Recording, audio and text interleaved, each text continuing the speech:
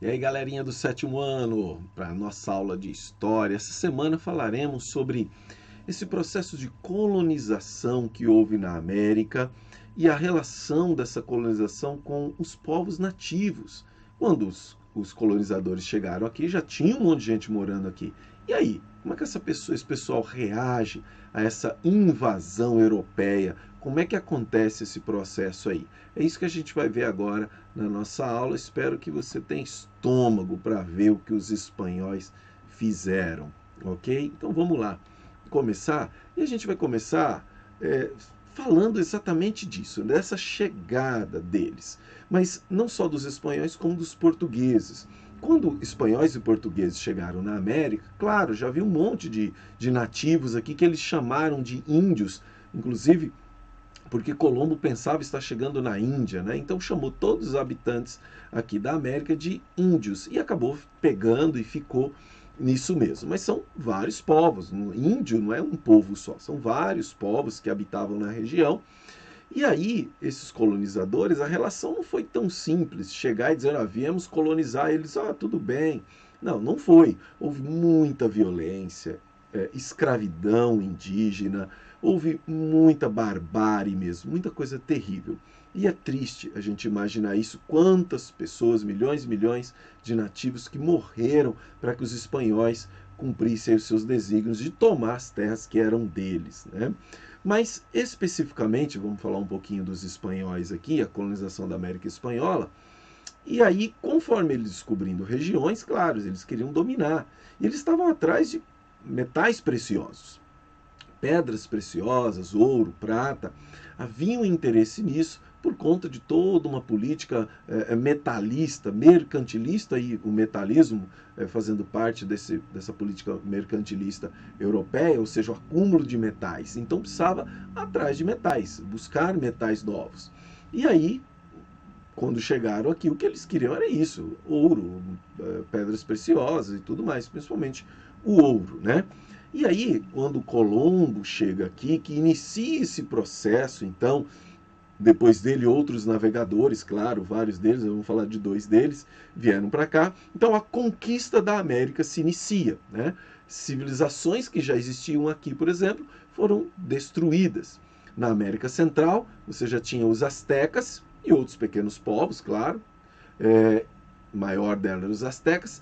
Aqui na América mais do Sul, você tem os Incas, que também tinham outros povos menores, mas principalmente era o Império Inca, ou seja, os Incas dominavam toda a região, inclusive outros pequenos povos, enquanto os astecas dominavam toda a região e também outros pequenos povos. E aí você tem a figura do Hernán Cortés. Esse camarada foi terrível, foi um assassino mesmo, um genocida, né? Esse Hernán Cortés chegou aí como um amigo, tudo bem, vamos chegar, foram recebidos até como pensaram que eram deuses vindo do mar, mas ele chega com 500 homens com o propósito de realmente dominar a região. Os astecas foram suas principais vítimas, foram inclusive ajudados por alguns povos que haviam sido dominados pelos astecas, que acabaram se unindo aos espanhóis contra os astecas, e aí você tem uma violência terrível, uma dominação terrível. Francisco Pizarro também é outro nome importante, mas agora relacionado aos incas. Ele foi o responsável pela dominação das terras incas, e também o Império Inca era um grande império, um império que tem ruínas até hoje, muita coisa bonita para se ver na região lá do Chile, do Equador, mas fazia parte também a Argentina dessa região. Assim, então, como os astecas, os incas foram dominados a partir da chegada dos espanhóis, uma expedição que foi liderada por Francisco Pizarro. Então, esses dois camaradas mataram muita gente, muitos nativos foram mortos por eles. A gente vai ver isso daqui a pouco também. Então, em várias partes da América, esses nativos também não ficaram lá submissos, esperando os espanhóis chegarem. Eles reagiram. Claro que alguns fugiram, mas muitos deles foram para a luta, foram para a batalha, com armas, mas com as armas que eles tinham. Então, acabava havendo uma inferioridade bélica, ou seja, militar, de armas mesmo, por parte dos índios em relação aos espanhóis. E aí, quando, por exemplo, o bispo Frei Bartolomé de las Casas, que foi um grande defensor dos índios e opositor à ação violenta dos espanhóis, ele se levantou contra essa ação violenta, mas isso não foi suficiente. Não foi suficiente, a mortalidade foi gigantesca, cerca de 80% de todos os povos nativos dessas regiões foram mortos só durante esse período da colonização, fora outros períodos que vieram depois. Então, assim, foi um genocídio, né? Morreu toda uma sociedade com conhecimentos, com sabedoria, com coisas que poderiam servir, inclusive, para estudo hoje, mas muito foi destruído. Nessa imagem você vê então uma resistência aí indígena, eles a cavalos, né, lutando contra, pegaram inclusive cavalos dos espanhóis contra aí os colonizadores, né? Então, bem terrível mesmo.